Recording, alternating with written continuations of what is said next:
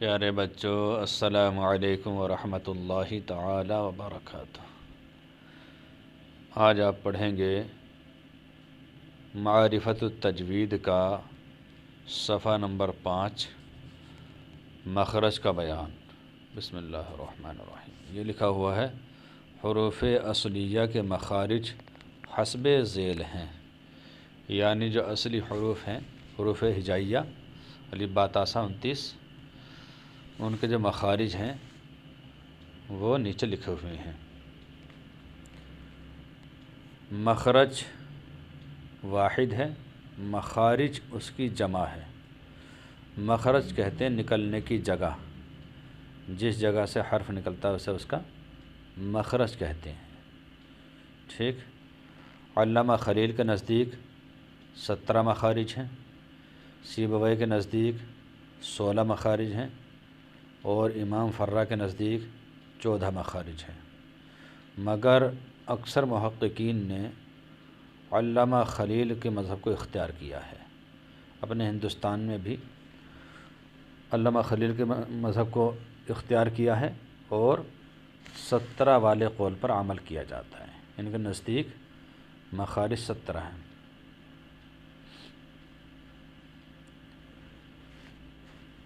کیسے ہیں 17؟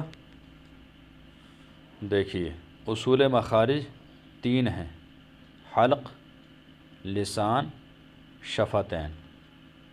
یعنی کچھ حروف حلق سے نکلتے ہیں، کچھ زبان سے نکلتے ہیں، کچھ شفتین یعنی ہونٹوں سے نکلتے ہیں۔ تو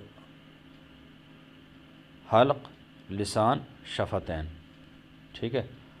لسان سے 10 مخرج نکلتے ہیں زبان سے، حلق سے 3 نکلتے ہیں، کتنے ہو گئے؟ 10 3 13۔ شفتین سے 2 نکلتے ہیں، 13 2 15۔ اور 16واں مخرج ہے جوف، یعنی منہ کی خالی جگہ، جیسا واو، آ، ٹھیک، الف۔ یہ کتنے ہو گئے؟ 16۔ اور ایک مخرج ہے غنہ، خیشوم، یعنی ناک کا بانسا، یہ اس سے ادا ہوتا ہے۔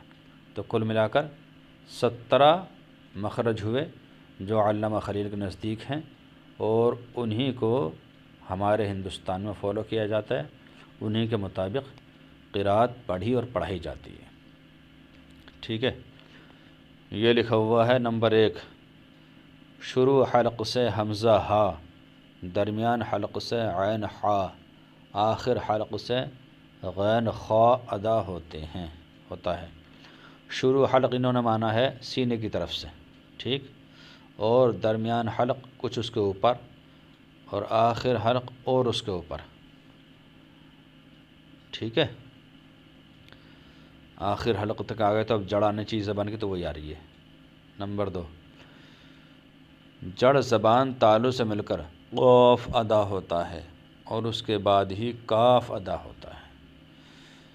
جہاں زبان کی جڑ ہے، جو تالو ہمارا لٹکا ہوا ہے، وہاں جو نرم جگہ ہے وہاں سے بڑا قاف ادا ہوتا ہے، پھر اس کے بعد ہی جو سخت جگہ ہے وہاں سے کاف ادا ہوتا ہے۔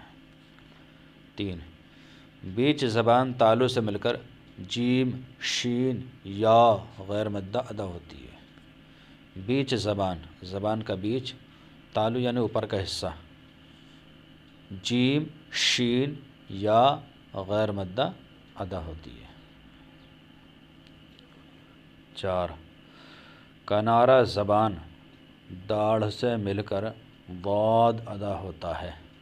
ضاد کے لیے کنارہ زبان یعنی زبان کی سائیڈ اور داڑھ سے ٹچ ہوگی جیسے وہ، تو ضاد ادا ہوتا ہے۔ ضاد کا مخرج کافی دشوار ہے، اور دائیں داڑھ پر اگر زبان لگائی جائے تب بھی ادا ہو جائے گا، اور بائیں داڑھ پر زبان کو رگڑا جائے تب بھی ضاد ادا ہو جائے گا، لیکن داہنی جانب سے ادا کرنا یہ سنت ہے۔ یہ بہت مشکل لفظ ہے، اس کا کسی اچھے قاری سے، امام سے، یا کوئی بھی تمہارے پاس میں ہو تو اس سے مشق کر لینی چاہیے۔ لیکن دیوبندی یا وہابی سے مشق نہیں کرنی چاہیے، کیونکہ وہ ضاد پڑھتے ہیں، جبکہ کتابوں میں لکھا ہوا ہے، بڑی بڑی کتابوں میں نے پڑھا ہے کہ ضاد دال کے مشابہ ہے، نہ کہ ضا کے، تو وہ ضا کے مشابہ کر کے پڑھتے ہیں، لہٰذا حرف کی چینجنگ، بدلاؤ، تبدیل کر دیتے ہیں، اور تحریف کرنا یہ قرآن میں کفر ہے۔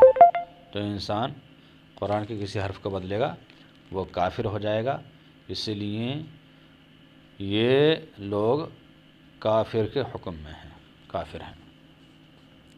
نمبر 5، کنارہ زبان مسوڑے سے مل کر لام ادا ہوتا ہے۔ کنارہ زبان ملا اور مسوڑوں سے ٹکرایا تو لام سامنے والے مسوڑوں سے۔ نمبر 6، سرا زبان تالو سے مل کر نون ادا ہوتا ہے۔ پشت زبان قریب سرا زبان تالو سے مل کر غا ادا ہوتی ہے۔ پشت زبان زبان کی پیٹھ، سرا زبان زبان کی اگلی والی نوک، ٹھیک۔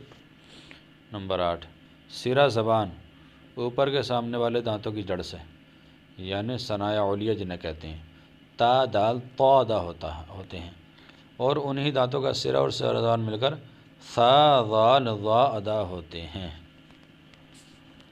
ٹھیک ہے۔ نمبر 9، نوک زبان اوپر نیچے کے دانتوں سے مل کر زا سین صاد ادا ہوتے ہیں۔ نوک زبان سامنے جو زبان کا نوک ہے، چونچ جسے کہتے ہیں، اوپر نیچے کے دانتوں سے مل کر بیچ میں آ کر زا سین صاد ادا ہوتے ہیں۔ اوپر کے دانتوں کا کنارہ نیچے کے ہونٹ سے مل کر فا ادا ہوتا ہے، ٹھیک ہے۔ اوپر کے دانتوں کی چونچیں، کنارے، اور نیچے کے ہونٹ کی تری دونوں جب ملتے ہیں تو فا ادا ہوتا ہے۔ نمبر 11، دونوں ہونٹ سے مل کر با میم اور کچھ کھلا رہ کر واو غیر مدہ ادا ہوتا ہے۔ دونوں ہونٹ سے مل کر با میم، با میں دونوں ہونٹ کی تری ملنی چاہیے تب با ادا ہوگا، اور ہونٹ نکل جائیں گے باہر کو، با، اور میم میں دونوں ہونٹوں کی خشکی ملنی چاہیے اور ہونٹ اندر کو جائیں گے، میم، ٹھیک ہے۔ اور کچھ کھلا رہ کر واو غیر مدہ ادا ہوتا ہے۔ جس جگہ سے حمزہ ادا ہوتا ہے اسی کی خالی جگہ سے الف، اور جس جگہ سے یا غیر مدہ ادا ہوتی ہے اسی کی خالی جگہ سے یا مدہ، اور جس جگہ سے واو غیر مدہ ادا ہوتا ہے اسی کی خالی جگہ سے واو مدہ ادا ہوتا ہے، ٹھیک ہے۔ 12، حلق کی خالی جگہ سے الف اور بیچ زبان تالو کی خالی جگہ سے یا مدہ اور ہونٹ کی خالی جگہ سے واو مدہ ادا ہوتے ہیں، ٹھیک ہے۔ جوف ہیں، یہ جوفی مخرج ہیں، یہ مخرج بھی تفصیل میں نے نہیں پڑھائے، بہت لمبی ویڈیو ہو جاتی، لیکن انہیں اچھی طریقے سے بچوں کو یاد کر لینا چاہیے۔ آپ کا یہ مخرج کا بیان پورا ہوا۔ اللہ تعالی سے دعا ہے کہ اللہ تعالی ہر مسلمان کو تعلیم قرآن سیکھنے اور سکھانے کی توفیق عطا فرمائے۔ السلام علیکم ورحمۃ اللہ۔